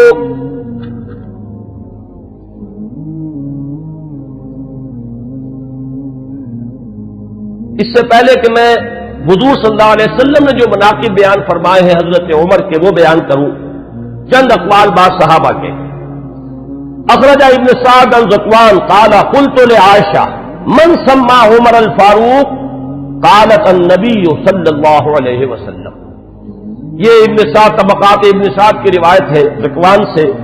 وہ کہتے کہ میں نے حضرت عائشہ ام المومنین عائشہ صدیقہ رضی اللہ تعالیٰ عنہ سے سوال کیا یہ لفظ فاروق حضرت عمر کے نام کا جز کیسے بن گیا، کس نے نام رکھا فاروق حضرت عمر کا؟ حضرت عائشہ نے فرمایا خود حضور نے صلی اللہ علیہ وسلم. اس کی وجہ کیا ہے اگلے اقوال میں وہ آ جائے گی کہ جب حضرت عمر ایمان لائے تو پہلا شخص جس نے اپنے ایمان کا برملا اعلان کیا ہے اور جا کے نماز پڑھی ہے خانہ کعبہ میں کھلم کھلا وہ حضرت عمر ہے. گویا کہ انہوں نے حق و باطل کے مابین ایک حد فصل قائم کر دی، یا یوں کہیے کہ 2 ادوار ہیں مکی دور میں، ان 2 ادوار میں حد فاصل ہے، فرق کر دینے والے حضرت عمر ہیں. باقی بات صحابہ کے اقوال میں آپ کو اور سنا رہا ہوں تاکہ ان کی بھی آپ کے سامنے جو کنٹینٹ ہے واضح ہو جائے. واخرج ابن ماجہ والحاکم عن ابن عباس رضی اللہ عنہما. امام ابن ماجہ یہ تو آپ کو معلوم ہے کہ صحاح ستہ میں شامل ہے، اور امام حاکم نے روایت کیا ہے حضرت عبداللہ ابن عباس رضی اللہ تعالی عنہما سے قال وہ فرماتے ہیں لما اسلم عمر رضی اللہ عنہ نزل جبرائیل فقال یا محمد صلی اللہ علیہ وسلم لقد استبشر اہل السماء باسلام عمر. جب حضرت عمر ایمان لائے تو حضرت عبداللہ ابن عباس فرماتے ہیں کہ حضرت جبرائیل حاضر ہوئے حضور کی خدمت میں صلی اللہ علیہ وسلم علیہ الصلوۃ والسلام، اور انہوں نے یہ فرمایا کہ اے نبی صلی اللہ علیہ وسلم آسمان والے بھی خوشیاں منا رہے ہیں عمر کے اسلام لانے سے. واخرج البخاری عن ابن مسعود رضی اللہ عنہ قال ما زلنا عزة منذ اسلم عمر رضی اللہ عنہ. حضرت ابن مسعود رضی اللہ تعالیٰ عنہ سے روایت ہے، امام بخاری کی روایت ہے، یہ صحیح بخاری کی روایت. وہ فرماتے ہیں کہ جب ایمان لے آئے حضرت عمر تو پھر ہم پر کمزوری نہیں رہی، پھر ہم قوت والے ہو گئے، عزت والے ہو گئے. اب وہ بات نہیں رہی کہ ہم دبے دبے تھے، بلکہ ہماری بھی اب جو ہے ہمتیں بند گئی. ابن سعد کی روایت ہے طبرانی اور ابن سعد کی ابن مسعود سے رضی اللہ تعالی عنہ، یہ ان کا قول ہے. کان اسلام عمر فتحا وکانت ہجرتہ نصرا وکانت امامتہ رحمتا وَلَقَدْ رَأَيْتُنَا وَمَا نَسْتَطِيعُ أَن نُّصَلِّيَ إِلَى الْبَيْتِ حَتَّى أَسْلَمَ عُمَرُ فَلَمَّا أَسْلَمَ عُمَرُ قَاتَلَهُمْ حَتَّى تَرَكُونَا فَصَلَّيْنَا. حضرت عبداللہ ابن مسعود جو ہے یہ مناقب میں بیان فرما رہے ہیں، حضرت اس عمر کا اسلام لانا گویا کہ اسلام کی فتح تھی، ان کی ہجرت اسلام کی نصرت تھی، ان کی امامت اسلام کے حق میں رحمت تھی، اور ہم اپنے آپ کو دیکھتے تھے، یعنی ایمان لا چکے تھے لیکن ہم بیت اللہ میں نماز نہیں پڑھ سکتے تھے جب تک کہ عمر اسلام نہیں لے آئے۔ جب عمر اسلام لے آئے تو پھر انہوں نے مقابلہ کیا کفار کا، تو انہوں نے پھر ہم سے تعارض کرنا چھوڑ دیا، اب ہم نے بیت اللہ میں نمازیں پڑھنی شروع کر دی۔ یہی وہ لفظ ہے جس کی وجہ سے کہ حضرت عمر فاروق قرار پا رہے ہیں۔ واخرج ابن سعد والحاکم عن حذیفہ رضی اللہ عنہ لما اسلم عمر كان الاسلام كالرجل المقبل لا يزداد الا قربا فلما قتل عمر كان الاسلام كالرجل المدبر لا يزداد الا بعدا۔ یہ بہت ہی حکیمانہ قول ہے حضرت حذیفہ کا رضی اللہ تعالی عنہ، اور اسے امام حاکم نے اور ابن سعد نے دونوں نے روایت کیا ہے۔ یہ حضرت حذیفہ فرما رہے ہیں کہ جب حضرت عمر اسلام لے آئے تو اسلام ایک آنے والے شخص کے مانند ہو گیا کہ جو شخص آ رہا ہو وہ ہر لحظہ آپ سے قریب تر ہوتا چلا جا رہا ہے۔ گویا کہ یہ اسلام کی ترقی کا ایک اور اسلام کے اقبال کا یہ ایک کی علامت بنا ہے حضرت عمر کا اسلام لانا۔ ولما قتل عمر، اور جب عمر شہید کر دیے گئے رضی اللہ تعالی عنہ، کان الاسلام كالرجل المدبر، تو اب اسلام ایک جانے والے شخص کے مانند ہو گیا، لا يزداد الا بعدا، کہ جو جانے والا ہے وہ ہر قدم جو اٹھاتا ہے وہ ہم سے اور دور ہوتا چلا جاتا ہے۔ گویا کہ اسلام کی عزت کا جو نقطہ عروج ہے، کلائمیکس ہے، وہ حضرت عمر کی ذات ہے کہ در حقیقت ان کے ساتھ ہی اسلام کا دور اقتدار شروع ہوا، غلبہ دور۔ وہ حدیث جو ہے بہت اہم ہے جو امام مسلم لائے ہیں حضرت ابو ہریرہ رضی اللہ تعالی عنہ سے کہ حضور نے فرمایا بدا الاسلام غریبا وسیعود کما بدا فطوبى للغرباء۔ اسلام کا جب آغاز ہوا ہے تو وہ اجنبی سا تھا، لوگ اس کے جاننے پہچاننے والے نہیں تھے، کچھ اس کے ہمدرد و غمخوار نہیں تھے، بلکہ اصل میں تو مخالفت تھی، مقابلہ تھا۔ حضور نے فرمایا کہ اب اگرچہ دور آ گیا ہے کہ اسلام کو غلبہ حاصل ہو گیا، لیکن عنقریب اسلام پھر اسی حالت کو لوٹ جائے گا۔ تو تہنیت ہو، مبارکباد ہو، خوشخبری ہو ان لوگوں کے لیے جو جب اسلام حالت غربت کو پہنچ جائے تو وہ بھی اسلام کے دامن سے وابستہ رہے، چاہے وہ خود بھی لوگوں کے اندر جو ہے ان کو پہچانا نہ جائے، اجنبی ہو کر رہ جائیں، انہیں دقیانوسی کہا جائے، لیکن وہ اسلام کے دامن سے وابستہ رہے، ان کے لیے تہنیت اور مبارکباد ہے۔ اس حدیث میں سمجھیے تو یوں کہا جا سکتا ہے کہ حضرت عمر ہے وہ حد فاصل، کہ وہ بدا الاسلام غریباً سے اسلام کا جو دور اقتدار شروع ہو رہا ہے، غلبے کا دور، قوت اور عزت کا دور، وہ حضرت عمر کی ذات سے ہے، اور پھر جو ڈھلوان شروع ہو گئی ہے وہ بھی حضرت عمر رضی اللہ تعالیٰ عنہ کی شہادت سے۔ واخرج الطبرانی عن ابن عباس رضی اللہ عنہما قال اول من جہر بالاسلام عمر بن الخطاب، سب سے پہلے جس شخص نے اسلام کا اعلان کیا علی الاعلان وہ حضرت عمر ہے۔ یہ حضرت عبداللہ ابن عباس رضی اللہ تعالیٰ عنہما کا قول ہے۔ ہجرت کے ضمن میں بھی ایک روایت ہے، میں چاہتا ہوں کہ اگرچہ اس کا ذکر پہلے بھی آیا ہے لیکن آج لفظاً میں سنا دینا چاہتا ہوں۔ اخرج ابن عساکر عن علی رضی اللہ عنہ، اس روایت کے راوی حضرت علی ہیں۔ قال ما علمت احد هاجر الا مختفیا الا عمر بن الخطاب، حضرت عمر فرماتے میں نہیں جانتا کسی بھی شخص کو مگر یہ کہ اس نے ہجرت کی ہے خفیہ طریقے پر سوائے عمر بن الخطاب، یعنی جو بھی ہجرت کے لیے نکلتا تھا خفیہ طریقے سے نکلتا تھا، لوگوں کو معلوم نہ ہو جائے، خام خواہ راستہ روکیں گے، کوئی تکلیف پہنچائیں گے، سوائے حضرت عمر کے۔ اب آپ اس حضرت علی رضی اللہ تعالیٰ عنہ کی زبان سے حضرت عمر کی جو ہجرت ہے اس کا پورا واقعہ سنیے۔ فَإِنَّهُ لَمَّا هَمَّ بِالْهِجْرَةِ، اس لیے کہ جب حضرت عمر نے ارادہ کیا ہجرت کا، تَقَلَّدَ سَيْفَهُ، تو انہوں نے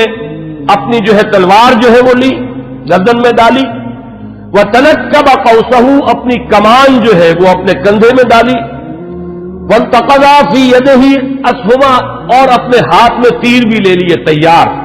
کہ کمان سے کے ساتھ جو ہے وہ تیر جو ہے ہاتھ میں موجود ہو۔ وَأَتَى الْكَعْبَةَ، اور آئے وہ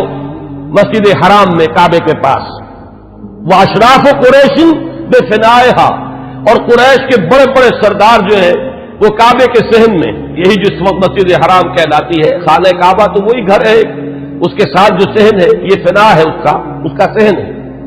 فطاف سبعا،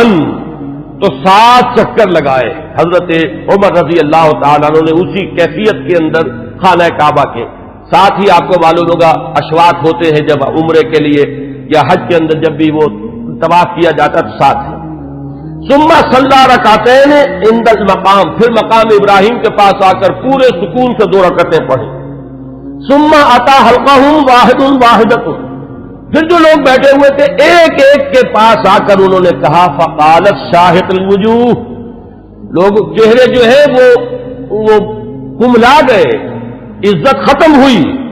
اور اس کے بعد فرمایا من اراد ان تسکلہ امہ او ییتم ولدہ او ترمل زوجتہ، جس شخص کی بھی یہ خواہش ہو کہ اسے روئے اس کی ماں اور یتیم ہو جائے اس کے بچے اور بیوہ ہو جائے اس کی بیوی، فلیلقنی وراء ھذا الوادی، تو وہ آئے اور اس وادی کے پیچھے ذرا مجھ سے مقابلہ کر لے. یہ اعلان کر کے ذرا الفاظ غور کیجئے، جس کا بھی ارادہ ہو، جو چاہتا ہو کہ اسے اس کی ماں روئے اور اس کے بچے یتیم ہو جائیں اور اس کی بیویاں یا بیوی جو ہے وہ بیوہ ہو جائے، تو ذرا آ جائے میرا مقابلہ کر لے. فرمایا حضرت علی فرماتے فما تبعہ منہم احد، ان میں سے کسی کو یہ جرأت نہیں ہوئی کہ وہ حضرت عمر کا پیچھا کرتا. اس کے بعد اب چند احادیث میں آپ کو سنا رہا ہوں جو حضرت عمر کی شان میں، اگرچہ امام سیوطی نے تو یہ بہت سے اس میں نقل کیے ہیں، لیکن میں یہ چاہتا ہوں کہ صرف صحاح کی جو روایات ہے وہ آپ کو سناؤں.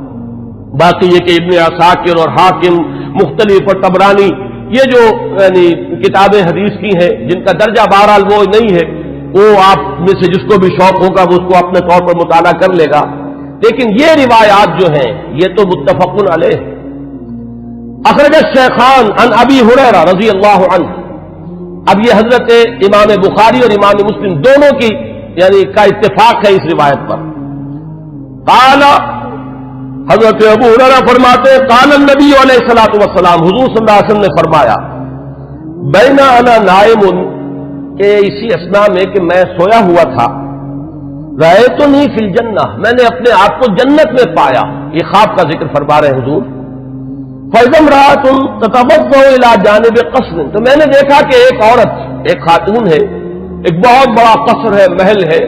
اس کے ساتھ کوئی لان ہوگا، پائن باغ ہوگا، اس میں وہ وضو کر رہی ہیں. قلت لمن هذا القصر، میں نے پوچھا، فرشتوں سے پوچھا ہوگا آپ نے، کس کا ہے یہ محل؟ قالوا لعمر، تو مجھے بتایا گیا کہ یہ عمر کا محل ہے.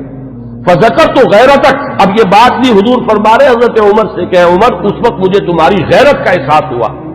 کہ گویا کہ وہ تمہاری زوجہ ہیں جنت میں جن کو میں نے دیکھا، تو مجھے اندازہ ہوا تمہاری تو بڑی غیرت ہے تمہاری طبیعت میں کہ میں نے تمہاری بیوی کو دیکھا اس وقت. تو حضرت فبلغت مدبرا، تو میں تمہاری غیرت کا خیال کر کے فوراً وہاں سے ہٹ گیا. فبکا عمر، حضرت عمر اس پر رو پڑے. وقال علیک غار یا رسول اللہ، تو انہوں نے فرمایا کہ حضور کیا میں آپ سے غیرت کروں گا؟ کیا اس کا کوئی امکان ہے کہ میری غیرت جو ہے وہ آپ کے معاملے کے اندر اس طریقے سے جاگے؟ بہرحال اس حدیث نے حضرت عمر کا جو مقام ہے اس کو واضح کیا. پھر سنیے، اخرج الشیخان عن ابن عمر ان رسول اللہ صلی اللہ علیہ وسلم قال، یہ بھی متفق علیہ روایت ہے. حضور نے فرمایا بینا انا نائم شربت، میں ایک سویا ہوا تھا، خواب ہی میں نے پیا، یعنی اللبن، کیا پیا؟ دودھ پیا. حتی انظر الری یجری من اصفاری، اتنا پیا کہ وہ جو اس کے تر و تازگی اس سے پیدا ہوئی، میں نے محسوس کیا کہ اس کا اثر میرے ناخونوں تک پہنچ گیا. وہ تازگی جو ہے یا وہ قوت جو حاصل ہوئی اس سے وہ میرے ناخونوں سے ٹپک رہی ہے، بہہ رہی ہے. ثم ناولتہ عمر، پھر میں نے وہ پیالہ جو ہے وہ عمر کو دے دیا. قالوا فما اولتہ یا رسول اللہ، صحابہ نے پوچھا حضور آپ نے اس خواب کی کیا تعبیر کی؟ قال العلم، حضور نے فرمایا وہ پیالہ وہ علم کا پیالہ ہے جس سے میں نے سیر ہو کر پیا، اور پھر میں نے وہ پیالہ عمر کے حوالے کر دیا اور اس نے اس سے پیا. پھر سنیے تیسری حدیث، اخرجہ الشیخان، پھر اس حدیث کے راوی بھی دونوں ہیں امام بخاری امام مسلم. عن ابی سعید الخدری رضی اللہ عنہ، حضرت ابو سعید خدری فرماتے ہیں قال سمعت النبی صلی اللہ علیہ وسلم، حضور صلی اللہ علیہ وسلم سے میں نے خود سنا، یقول، یہ فرماتے ہوئے बैना अना नाइमुन रअयतु अन्नास उरज़ु अलैया व अलैहिम क़ुमुस,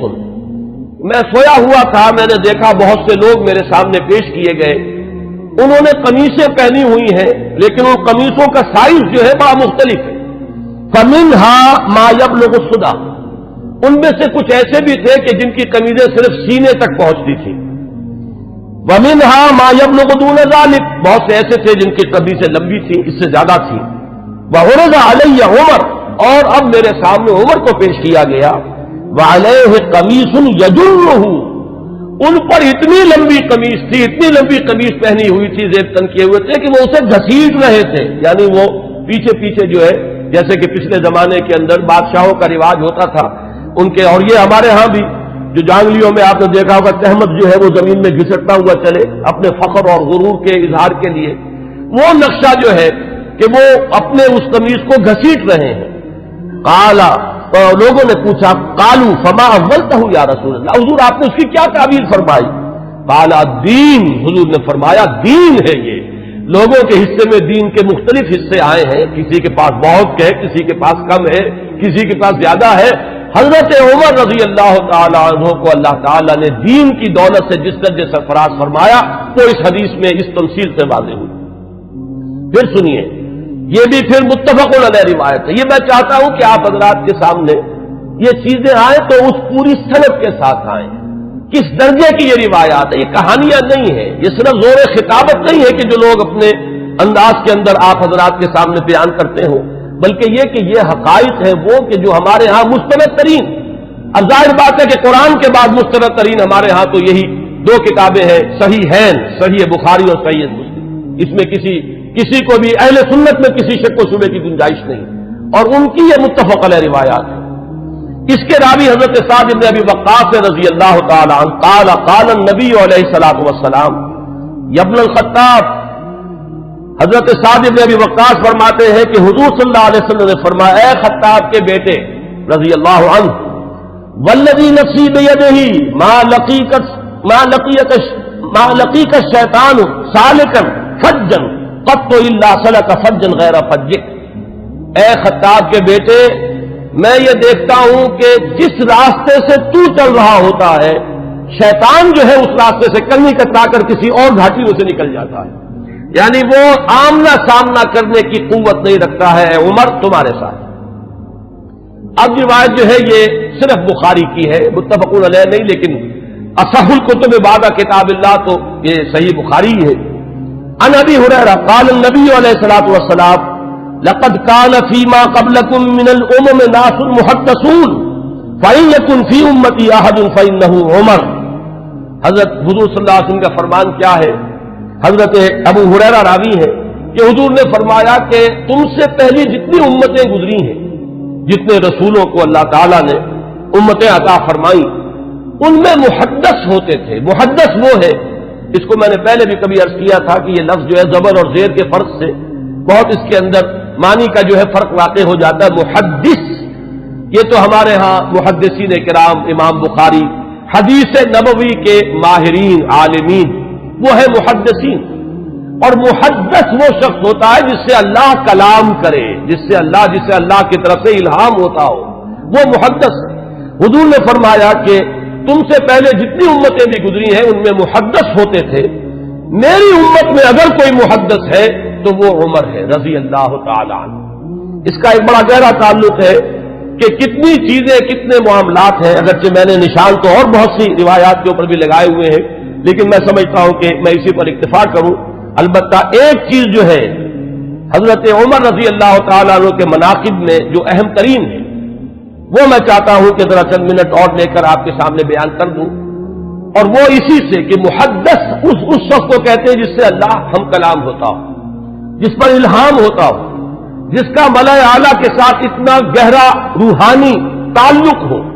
जिसकी ज़हनी मुनासिबत हो कि जो बात जो है दीन में अभी आई नहीं है, वो भी हजरत उमर रज़ी अल्लाह ताला अन्हु के मिजाज की मुनासिबत से उन पर मुनकशिफ हो जाती थी। चुनाचे आपने खुतबों में,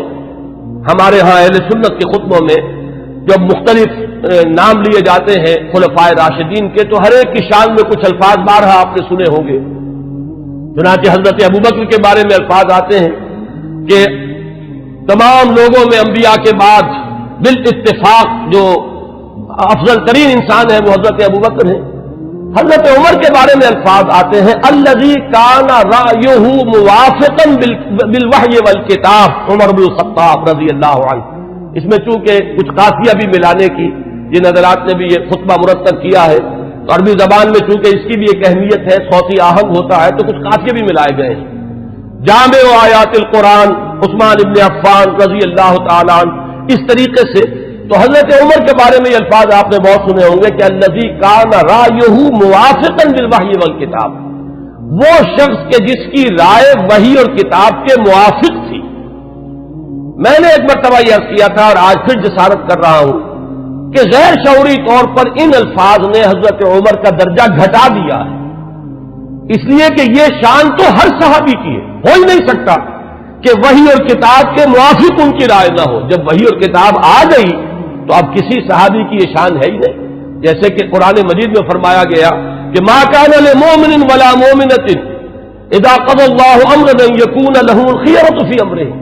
جب اللہ اور اس کے رسول کی طرف سے کوئی فیصلہ صادر کر دیا جائے پھر کسی مومن اور مومنہ کے لیے یہ ممکن ہی نہیں ہے کہ اس کے بعد بھی وہ کوئی اپنا اختیار سمجھے اور اپنی کوئی رائے علیحدہ رکھے. تو اس حد تک تو حضرت عمر کی بات بھی اگر ہے تو وہ تو تمام صحابہ کے ساتھ ہے. اصل شان تو یہ ہے کہ الذی کان الوحی والکتاب موافقا برأیہ. حضرت عمر کی شان یہ ہے کہ وحی اور کتاب نازل ہوئی ہے ان کی رائے کی موافقت میں.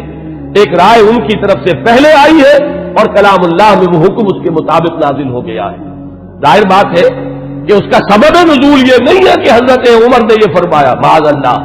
لیکن یہ کہ وہ موافقت نزول سے قبل کی مناسبت، وہ ذہنی اور باطنی اور روحانی اور قلبی جو مناسبت حضرت عمر کو حاصل تھی اس حقیقت کے ساتھ، اس کی وجہ سے جو بات آپ کے ذہن میں آتی تھی اسی کے مطابق قرآن مجید میں پھر حکم نازل ہو جاتا تھا. امام عبداللہ شیبانی نے 21 اس کی مثالیں دی ہیں، جس کو کہ یہاں اس وقت جو ہے میں ظاہر بات ہے کہ نقل نہیں کر سکتا. ان میں سے 5-6 جو بہت اہم ہیں وہ میں گنوا رہا ہوں. سب سے پہلی بات یہ کہ حضرت عمر نے یہ فرمایا تھا، عرض کیا تھا حضور صلی اللہ علیہ وسلم سے لَاتَّخَذْنَا مِن مقام ابراہیم مصلی. حضور کیا ہی اچھا ہو اگر ہم مقام ابراہیم کو اپنی جائے نماز بنائیں، ہم یہاں پر نماز ادا کیا کریں. فنزلت، اور اس کے بعد یہ آیت نازل ہو گئی وَاتَّخِذُوا مِن مقام ابراہیم مصلی. یہ الفاظ جو ہے تقریباً بالکل وہی ہے کہ جو الفاظ حضرت عمر نے اپنے قول میں استعمال کیے تھے بالکل اسی کے مطابق یہ وہی نازل ہوئی. اسی طرح دوسری بات حضرت عمر ہیں جنہوں نے حضور صلی اللہ علیہ وسلم سے فرمایا، عرض کیا تھا یا رسول اللہ يدخل على نسائك البر والفاجر فلو امرتهن ان يحتجبن، کہ حضور آپ کے گھروں میں مومن بھی آتے ہیں، منافق بھی آ جاتے ہیں، نیک بھی آتے ہیں اور فاسق قسم کے لوگ بھی آ جاتے ہیں، تو کیا ہی اچھا ہو اگر آپ اپنی ازواج کو پردے کا حکم دیں. فنزلت آیت الحجاب، اس کے بعد جو ہے وہ حجاب والی آیت نازل ہو گئی. نمبر 3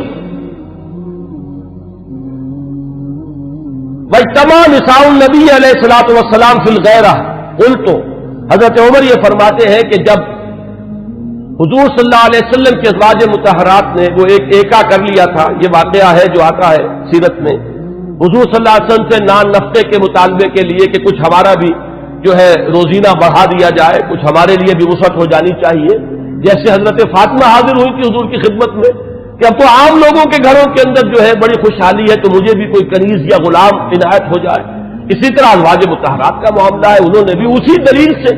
کہ اب تو عام لوگوں کے گھروں کے اندر بڑی خوشحالی ہو گئی ہے تو کچھ نہ کچھ ہمیں بھی وسعت اور کشادگی کا انتظام کر دیا جائے. تو جب یہ معاملہ ہوا تو حضرت عمر نے یہ کہا تھا، جو الفاظ فرمائے تھے اس کے مطابق وہ آیت نازل ہوئی عسى ربه ان طلقكن ان يبدله ازواجا خيرا منكن. یہ تیسری مثال ہے. چوتھی مثال، بدر کے اسیروں کے ضمن میں جب مشورہ ہوا حضرت عمر کی رائے یہ تھی کہ ان سب کو قتل کیا جائے. نہ صرف یہ کہ قتل کیا جائے بلکہ جو بھی رشتہ دار ہو کسی اسیر کا مسلمانوں میں سے قریب ترین رشتہ دار وہ اپنے ہاتھ سے اسے قتل کرے. اگرچہ حضور صلی اللہ علیہ وسلم پر تو آپ کو معلوم ہے کہ غلبہ تھا، رافت، رحمت، شفقت، نرمی، اسی لیے قرآن مجید میں 2 جگہ وہ آیت نازل ہوئی ہے کہ حضور سے فرمایا اللہ نے کہ نبی آپ کی نرمی کے یہ لوگ حقدار نہیں ہیں، یہ کفار اور منافقین، آپ کی نرمی اہل ایمان کے حق میں ہو تو کیا کہنے ہیں، مطلوب ہے، لیکن یہ آپ کی اس نرمی سے جو بیجا فائدہ اٹھا جاتے ہیں کفار و منافقین، تو ذرا آپ اپنی طبیعت میں ان کے لیے سختی پیدا کیجیے۔ یا ایھا النبی جاہد الکفار والمنافقین واغلظ علیہم، 2 جگہ پر یہ آیت آئی ہے، سورہ تحریم میں بھی ہے، سورہ توبہ میں بھی ہے۔ تو وہی بات جو ہے یہاں پر ہوئی تھی کہ حضور کی طبیعت میں بھی غلبہ تھا، اور حضرت ابوبکر انتہائی رقیق القلب، حضور صلی اللہ علیہ وسلم کی سیرت کے اس اعتبار سے عکس کامل، وہی شفقت اور رحمت، ارحم امتی بے امتی ابوبکر واشدہم فی امر اللہ عمر، وہی معاملہ یہاں تھا۔ تو بہرحال جب یہ فیصلہ ہو گیا کہ انہیں فدیہ لے کر چھوڑ دیا جائے، تو پھر قرآن مجید میں جو آیت نازل ہوئی سورہ انفال میں ہے، وہ آپ کے علم میں ہوگا کہ اس میں توثیق ہوئی حضرت عمر کی رائے کی۔ اسی طریقے سے شراب کی حرمت کے ضمن میں حضرت عمر رضی اللہ تعالیٰ عنہ نے پہلے سے کہنا شروع کر دیا تھا، اور بار بار وہ دعا کرتے تھے اللہ اس شراب کے ضمن میں تو آخری اور حتمی اور جو فیصلہ کن حکم ہے وہ نازل فرما دے۔ تو اس کے بعد اللہ تعالیٰ نے اس کی آخری حرمت کا جو ہے وہ فیصلہ فرمایا، اس کی جو آیت جو ہے وہ نازل ہوئی۔ ایک اور اہم مقام ہے، یہ ابن ابی حاتم لائے اپنی تفسیر میں حضرت انس سے، قال عمر، اور حضرت عمر رضی اللہ تعالیٰ عنہ خود اس کے راوی ہیں، وافقت ربی فی 40، یہاں حضرت عمر فرما رہے ہیں 4 چیزوں میں میرے رب کے ساتھ میری کامل موافقت ہو گئی کہ جو بات میرے ذہن میں آئی، بلکہ یہاں تو میں جو مثال دے رہا ہوں جو زبان پر آ گئی حضرت عمر کے، بالکل وہی جو ہے وحی کے اندر الفاظ نازل ہو گئے۔ وہ فرماتے ہیں کہ نزلت هذه الآیہ، جب یہ آیت نازل ہوئی ہے سورہ مومنون میں ہے، وَلَقَدْ خَلَقْنَا الْإِنسَانَ مِنْ سُلَالَةٍ مِنْ طِينٍ ثُمَّ جَعَلْنَاهُ نُطْفَةً فِي قَرَارٍ مَكِينٍ ثُمَّ خَلَقْنَا النُّطْفَةَ عَلَقَةً فَخَلَقْنَا الْعَلَقَةَ مُضْغَةً فَخَلَقْنَا الْمُضْغَةَ عِظَامًا فَكَسَوْنَا الْعِظَامَ لَحْمًا ثُمَّ أَنشَأْنَاهُ خَلْقًا آخَرَ۔ جب یہ آیات نازل ہوئیں تو میری زبان پر فوراً الفاظ جاری ہو گئے، فَتَبَارَكَ اللَّهُ أَحْسَنُ الْخَالِقِينَ، اور بین ہی یہی الفاظ بعد میں قرآن مجید میں بھی وحی کے ذریعے سے نازل ہو گئے۔ یہ میں نے صرف آپ کو 6 مثالیں سنائی ہیں، 21 مثالیں ہیں اس طرح کی کہ جو عبداللہ شیبانی رحمہ اللہ نے اپنی کتاب میں جو ہے اس کو درج کیا ہے کہ بالکل ذہن میں سمجھیے کہ ایک ذہن ہے، ایک مزاج ہے، ہم آہنگی ہے، حقیقت تک اتنی رسائی ہو چکی ہے، اتنا قرب ہو چکا ہے کہ بالکل سوچ وہی ہے، بلکہ یہ کہ نزول کے بعد تو ظاہر بات ہے کہ ہر صحابی کی وہی سوچ ہوتی تھی، لیکن یہ ہے کہ پہلے سے ذہن کا اس درجے ہم آہنگی اختیار کر لینا، یہ حضرت عمر رضی اللہ تعالیٰ عنہ کے مناقب میں سے یہ بھی ایک بہت اہم پہلو ہے۔ آج اسی پر اکتفا کر رہا ہوں۔ آئندہ کے بارے میں میرا ایک خیال ہے، جمعے کی ان تقاریر کے ضمن میں ایک رہتا ہے مسئلہ کہ اب کس موضوع کو اختیار کیا جائے۔ میرا ارادہ یہ ہے کہ آئندہ سے جو سب سے اہم اور بنیادی موضوع ہے ہمارے دین کا، ایمان اور اس کی حقیقت اور اس کے لوازم اور اس کے تقاضے، اور اس میں بڑی اہم بحثیں ہیں کہ ایمان کا عمل سے کوئی تعلق ہے یا نہیں، اور ہے تو کیا ہے، ایمان کا لازمی نتیجہ جہاد ہے یا نہیں، وہ اس کے لیے کیا دلیل ہے، ایمان کا مادہ کیا ہے، اس کے لفظی معنی کیا ہے۔ میں انشاءاللہ تعالیٰ ایک سلسلہ تقاریر اس موضوع پر شروع کروں گا تاکہ جو بنیادی ہمارے دینی تصورات ہیں ان میں اگر کہیں کوئی کمی ہے تو وہ اللہ تعالیٰ اس کے ذریعے سے پوری کر دے، اور پھر ہمارے اندر وہ جذبہ ابھرے کہ جو ایمان کے اصل تقاضے ہیں ان کو ہم ادا کرنے کے لیے کمر بستہ ہو جائیں۔ اقول قولی ھذا واستغفر اللہ لی ولکم ولسائر المسلمین والمسلمات۔